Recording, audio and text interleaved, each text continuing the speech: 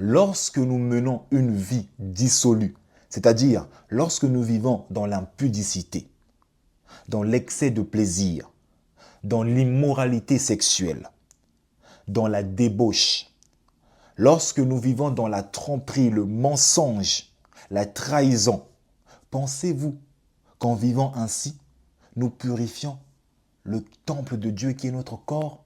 Pensez-vous que la consommation excessive de l'alcool ou des drogues fortes ou d'autres substances nocives sont une manière pour nous de purifier notre corps qui est censé être le temple de Dieu?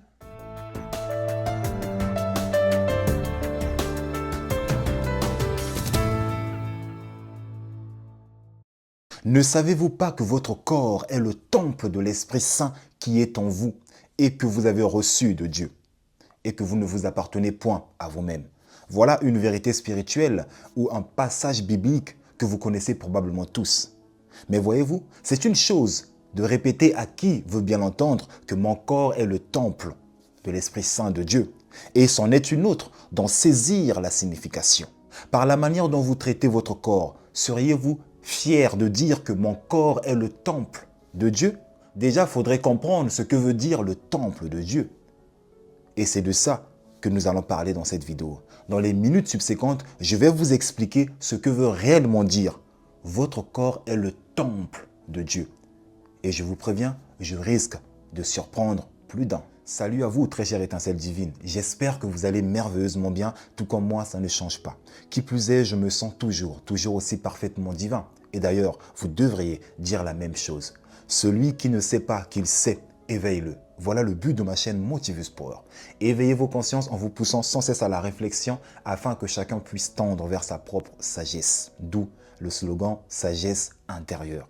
Avant de vous expliquer ce que veut dire « Votre corps est le temple de Dieu », je vais d'abord commencer par déconstruire certains de vos croyances basées sur des enseignements fallacieux, péremptoires et erronés de vos religions organisées.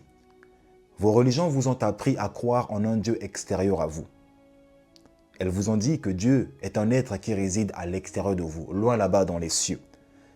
Et puisque Dieu réside à l'extérieur de vous, vous êtes venu à la conclusion que son esprit aussi, ou son Esprit Saint, devait aussi résider à l'extérieur de vous. Ce qui amène beaucoup de gens à prier conformément aux enseignements qu'ils ont reçus ou conformément à leurs croyances par rapport à Dieu. Nombreux sont ceux qui, lorsqu'ils prient Dieu, ils demandent à ce que son Esprit Saint descende du ciel. Parce qu'ils sont convaincus que l'Esprit Saint de Dieu réside dans une région céleste lointaine. Et chaque fois qu'ils invoquent l'Esprit Saint de Dieu, ce dernier descend du ciel, se manifeste, fait ce qu'il a à faire et ensuite repart au ciel. Voilà un des enseignements fallacieux, erronés, péremptoires des religions organisées. Dieu ne réside pas à l'extérieur de vous, encore moins son Esprit Saint. Ne savez-vous pas que votre corps est le temple de l'Esprit Saint qui est en vous et que vous avez reçu de Dieu et que vous ne vous appartenez point à vous-même? Le Saint-Esprit ne réside pas à l'extérieur de vous. L'Esprit Saint de Dieu vit en vous. Ça, c'est la première chose que vous devez comprendre et accepter. C'est une vérité subversive, ce qui revient à dire que vous devez remplacer vos anciennes croyances par cette nouvelle vérité, qui est le Saint-Esprit de Dieu ne réside pas à l'extérieur de vous, mais plutôt en vous. Alors, très chère étincelle divine, j'aurai vraiment besoin de toute votre attention. Car je m'apprête à vous expliquer la véritable signification de « Votre corps est le temple de l'Esprit Saint qui est en vous ». Premièrement, vous devez enlever de votre esprit que le temple de Dieu est ce que vous appelez l'église ou la mosquée. Non, le temple de Dieu est votre corps. Deuxièmement, je vais maintenant vous expliquer ce que veut dire le temple. Un temple est un lieu qui revêt le caractère de sacré. C'est un lieu consacré à Dieu. Un temple est un sanctuaire où l'on rend culte à Dieu dans la pureté et la lumière. Je répète, un temple est un sanctuaire où l'on rend culte à Dieu dans la pureté et la lumière. D'ailleurs, si je me réfère aux évangiles de Jean, plus précisément dans Jean 4, 23, si je ne me trompe pas, lorsque Jésus est en train de converser avec la femme samaritaine, il lui dit ceci: « Mais l'heure vient, et elle est déjà venue, où les vrais adorateurs adoreront le Père ou la Mère en esprit et en vérité. Ce sont là les vrais adorateurs que le Père ou la Mère demande. » D'aucuns d'entre vous sont choqués du fait que je dise que ce sont là les vrais adorateurs que la Mère demande. Eh bien, c'est fait exprès. C'est juste pour secouer l'esprit de clocher de bien des gens qui pensent que l'utilisation du genre grammatical masculin est ce qui convient le mieux à Dieu. Pourquoi Dieu serait-il seulement masculin? Pourquoi ne devrait-elle pas être aussi féminin? Et pourquoi on ne devrait pas dire Dieu la mère, Dieu la mère? Pourquoi? Répondez-moi dans les commentaires. C'était juste une balle perdue pour secouer l'esprit de clocher de bien des gens qui pensent que Dieu est masculin, bien qu'il n'ait pas de sexe. Bon, bref, revenons à nos moutons. Que signifie prier Dieu en esprit et en vérité? On n'a pas dit l'heure est venue où les vrais adorateurs adoreront Dieu dans des églises ou dans des mosquées. On a dit où les vrais adorateurs adoreront Dieu en esprit et en vérité. Mais qu'est-ce que ça veut dire, en esprit et en vérité? Eh bien, je vais vous le dire. En esprit et en vérité signifie que Dieu ne peut être adoré qu'au-delà de toute forme matérielle. En esprit et en vérité. C'est-à-dire dans ce que l'être humain a de plus sacré et de plus intime. Dans ce que vous avez de plus sacré et de plus intime. Votre corps est le sanctuaire où vous devriez rendre un culte à Dieu dans la pureté et la lumière. Dans la pureté et la lumière. Mais c'est une chose que bien des gens auront du mal à accepter. Comment ça, dans la pureté et la lumière? Parce que depuis leur enfance, on leur a dit qu'ils sont nés dans le péché. Donc, ils sont impurs. Et comment moi, j'ose leur dire que adorer Dieu en esprit et en vérité signifie dans ce que l'être humain a de plus pur, de plus sacré et de plus intime. C'est pas possible. Eh bien, moi, je vous dis ceci. Votre corps est le temple de l'Esprit Saint qui est en vous et que vous avez reçu de Dieu. Votre corps est le sanctuaire où vous devriez rendre culte à Dieu. C'est un lieu consacré à Dieu. Si Dieu savait que vous étiez des êtres impurs, il n'aurait pas placé son Esprit Saint en vous. Mais si vous avez l'Esprit Saint qui réside dans votre corps, qui est le temple de Dieu, c'est qu'il y a bien une raison. Cela signifie que vous avez le pouvoir, ou vous êtes digne de prier Dieu en esprit et en vérité. Si vous voulez prier Dieu en esprit et en vérité, vous devez l'adorer au-delà de toute forme matérielle. Vous devez l'adorer dans ce que vous avez de plus sacré, de plus intime en vous-même, en esprit et en vérité. Ne savez-vous pas que votre corps est le temple de l'Esprit Saint qui est en vous?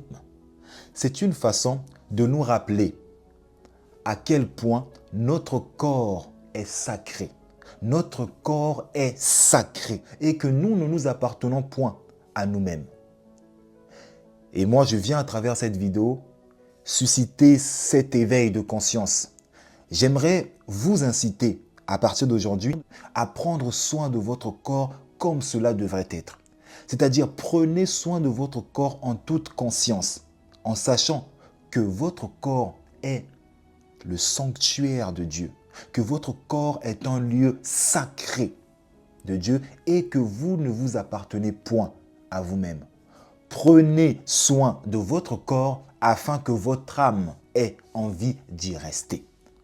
Suite à cela, je vais maintenant vous poser une série de questions, ou je vais nous poser une série de questions.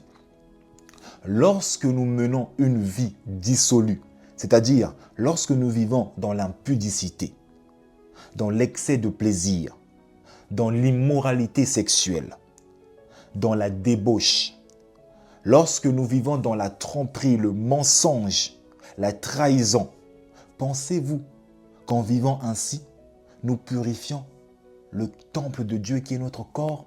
Pensez-vous que la consommation excessive de l'alcool, forte ou d'autres substances nocives sont une manière pour nous de purifier notre corps qui est censé être le temple de Dieu? Pensez-vous vraiment que la façon dont nous prenons soin de notre corps, la façon dont nous menons notre vie, nous permet de dire avec fierté et dignité que oui, notre corps est le temple de Dieu? Lorsque nous nous adonnons à l'immoralité sexuelle, pensez-vous que nous sanctifions notre corps, qui est le temple de Dieu? J'aimerais que nous puissions nous remettre en question sur la manière dont nous traitons notre corps. Parce que j'entends bien des gens dire « Ah non, non, c'est mon corps, j'ai le droit de faire ce que je veux. » Ne savez-vous pas que votre corps est le temple de l'Esprit Saint qui est en vous et que vous avez reçu de Dieu et que vous ne vous appartenez point à vous-même? Vous ne vous appartenez point à vous-même. Le corps que vous avez est le temple, un sanctuaire de l'Esprit tout-puissant de Dieu qui réside en vous. Et la façon dont vous prenez soin de celui-ci en dit long sur la qualité de votre relation avec Dieu. Si vous vous en foutez de savoir que votre corps est le temple de Dieu et que vous vous adonnez à une vie dissolue, comme je viens de dire, cela signifie que la considération que vous avez pour Dieu est moindre. Cela signifie que pour vous, Dieu n'a pas de sens dans votre vie. Cela signifie que votre corps est juste un véhicule. Vous pouvez faire ce que vous voulez avec. L'une des raisons qui incite bien des gens à mener une vie dissolue est la suivante. On leur a fait croire que le temple de Dieu était ce que nous appelons l'église ou la mosquée. Donc ces gens se sont dit, vu que le temple de Dieu c'est l'église, je peux donc mener ma vie comme bon me semble à l'extérieur de l'église. Je peux faire ce que je veux avec mon corps. Même si cela ne purifie pas le temple sacré, je peux faire ce que je veux. Mais le jour du culte, soit dimanche ou vendredi, je dois me tenir à carreau. Je dois changer d'attitude. Je dois devenir quelqu'un d'autre. Je dois essayer d'être pur, pieux, saint dans la maison de Dieu. Une fois que je sortirai de la maison de Dieu, je retournerai à ma vie d'habitude. Ils continuent de mener une vie de débauche. Ils continuent de mener une vie dissolue parce qu'ils vivent dans l'ignorance. Parce qu'ils croient que le temple de Dieu, c'est l'église ou la mosquée. Parce qu'ils croient que le seul endroit où ils doivent sanctifier Dieu, c'est à l'église. Alors que le véritable endroit où ils doivent sanctifier Dieu, c'est leur corps. Attention, je ne vous interdis pas de mener la vie que vous voulez. Mais ici, je m'adresse à toutes les personnes qui aimeraient changer leur vie, à toutes les personnes qui aimeraient élever leur niveau de conscience, à toutes les personnes qui aimeraient se rapprocher encore plus de Dieu, à toutes les personnes qui aimeraient vraiment changer ou améliorer leur relation avec le divin. Très chère étincelle divine, revoyez la façon dont vous prenez soin de votre corps. Votre corps n'est pas seulement le véhicule qui permet à l'être invisible que vous êtes d'expérimenter le domaine de la matérialité. Votre corps est un sanctuaire, un lieu consacré à Dieu. Prenez vraiment conscience de cela. La seule chose qui se dresse entre vous et votre bien-être est celle-ci. Vous avez permis à votre esprit de prendre des instructions de l'extérieur plutôt que de l'intérieur. Alors, il est temps, très chère étincelle divine, de vous tourner vers l'intérieur afin d'écouter votre voix intérieure, car celle-ci, elle est votre système de guidance par excellence. C'était Motivus Power. Dites-moi en commentaire ce que vous avez pensé de cette vidéo et moi je vous dis à la prochaine et que Dieu vous bénisse. Ciao, ciao, ciao.